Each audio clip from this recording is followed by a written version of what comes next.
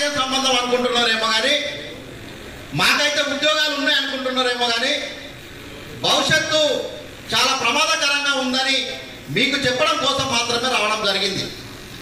విషయం ఏంటంటే, భారతదేశ వ్యాప్తంగా నరేంద్ర మోడీ కార్మిక వ్యతిరేక విధానాలను తీసుకొచ్చి కార్మికులకు ఎట్లాంటి హక్కులు సౌకర్యాలు లేకుండా ఈ దేశంలో ఉన్నటువంటి పరిశ్రమలన్నీ కూడా పెట్టుబడిదారులకు, బడా కార్పొరేట్ సంస్థలకు, ఆదాని అంబానీలకు అప్పచెప్పడం కొరకు తహతహతహతలు ఆడుతున్నాడు. ఎందుకంటే ఎన్నికల్లో గెలవడం కోసము పెట్టుబడిదారులు ఆయనకు డబ్బులు ఇచ్చి హెలికాప్టర్లు ఇచ్చి ఆయనను గెలిపించారు. పెట్టుబడిదారులు ఇప్పుడు అన్ని పరిశ్రమలన్నీ మాకు కావాలని నరేంద్ర మోడీ మీద ఒత్తిడి తీసుకొస్తున్నారు. అందుకే ఇవాళ బొగ్గు రంగంతో పాటు ఈ భారతదేశంలో ఉన్నటువంటి ప్రభుత్వ రంగ సంస్థలన్నీ సుమారు 370 ప్రభుత్వ రంగ సంస్థలన్నీ కూడా కార్పొరేట్ సంస్థలకు అప్పగించడం కోసము ఇవాళ నరేంద్ర మోడీ అనేక కుట్రలు పన్నుతున్నాడు. అందులో భాగంగానే కార్మికులకు సంబంధించినటువంటి, కార్మికుల హక్కులకు సంబంధించినటువంటి 44 కార్మిక చట్టాలలో 29 కార్మిక చట్టాలను నరేంద్ర మోడీ కరోనా కాలంలో 4 కోట్లుగా తీసుకురావడం అనేది జరిగింది. ఈ 4 కోట్ల వల్ల కార్మికుల హక్కులను ఎగిరిపోయేటటువంటి పరిస్థితి ఇవాళ ఉంది. ఈ కోట్లు రావాల్సినటువంటి పరిస్థితి ఎందుకు వచ్చింది? బీజేపీ ప్రభుత్వానికి, నరేంద్ర మోడీ ప్రభుత్వానికి ఈ 4 కోట్లు తీసుకొచ్చిన అవసరం ఎందుకు వచ్చిందంటే, ఈ కార్పొరేట్ సంస్థలలో పనిచేసేటటువంటి, ప్రైవేట్ సంస్థల్లో పనిచేసే కార్మికులకు ఎట్లాంటి హక్కులు ఉండకూడదు. ఈ హక్కులు ఉంటే రేపు సమ్మె చేస్తారు, జీతాలు పెంచాలంటారు, లాభాల వాటి అంటారు, బోనస్ అంటారు, ఏరియర్స్ అంటారు, 3 నెలల బోనస్ అంటారు. కాబట్టి అన్నలారా, ఈ కార్మిక చట్టాలను మొత్తము ఆనాడు కార్మిక వర్గం కొట్లాడి పోరాడి ప్రాణత్యాగం చేసి రక్తం చిందించి సాధించుకున్నటువంటి 29 చట్టాలను మొత్తం 4 కోట్లుగా కుదించిండు. అందుట్లో మనకు వచ్చేటటువంటి ప్రతి సంవత్సరం వచ్చేటటువంటి లాభాల వాటా కావచ్చు, లాభాల వాటా కావచ్చు, అదేవిధంగా మనకు బోనస్లు కావచ్చు, ఇతర మనకు రావాల్సినటువంటి అలవెన్సులు అన్నీ కూడా ఎగిరిపోయేటటువంటి ప్రమాదం ఉంది.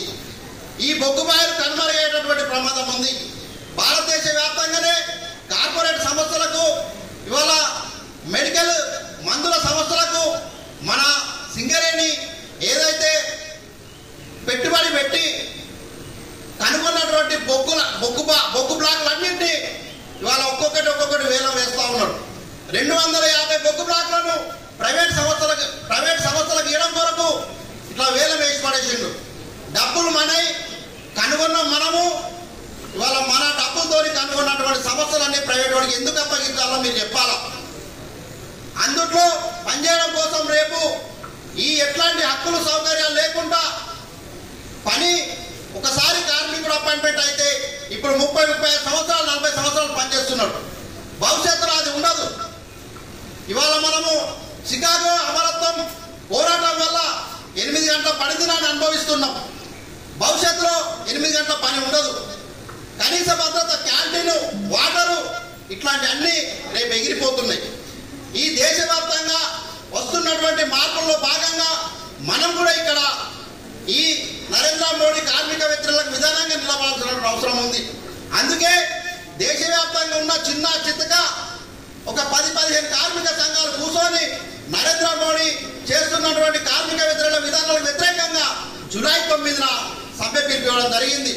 ఆ సమ్మెలో మీరందరూ భాగస్వాములు కావాలని, భవిష్యత్ తరాల కోసం ఇవాళ మనం అనుభవిస్తున్నాం, భవిష్యత్ తరాల కోసం మనము ఈ హక్కులని సౌకర్యాలని వాళ్ళకు కూడా అందించాలనేటటువంటి ఉద్దేశంతో ఇవాళ మీ ముందుకు రావడం అనేది జరిగింది. ఇవాళ మనం అనుభవిస్తున్నటువంటి హక్కుల సౌకర్యాలన్నీ కూడా భవిష్యత్తులో ఎగిరిపోయేటటువంటి ప్రమాదం ఉంది. అందుట్లో నరేంద్ర మోడీ పార్లమెంట్లోనే బలం ఉందని, ఎంపీల సంఖ్య ఎక్కువ ఉన్నదని 4 లేబర్ కోడ్లు తీసుకురావడం జరిగింది. ఆ 4 లేబర్ కోడ్ల ద్వారా ఇప్పుడున్నటువంటి హక్కులు ఒక్కొక్కటి ఎగిరిపోయేటటువంటి ప్రమాదం ఉంది. కాబట్టి సోదరులారా, పరిశ్రమలన్నీ పెట్టుబడిదారి సంస్థలో పనిచేసే కార్మికులకు హక్కులు లేకుండా ఇవాళ మొత్తం కూడా తుంగలో తొక్కేటటువంటి ప్రమాదం ఉంది, పొంచింది. కనుక తస్మై జాగ్రత్తగా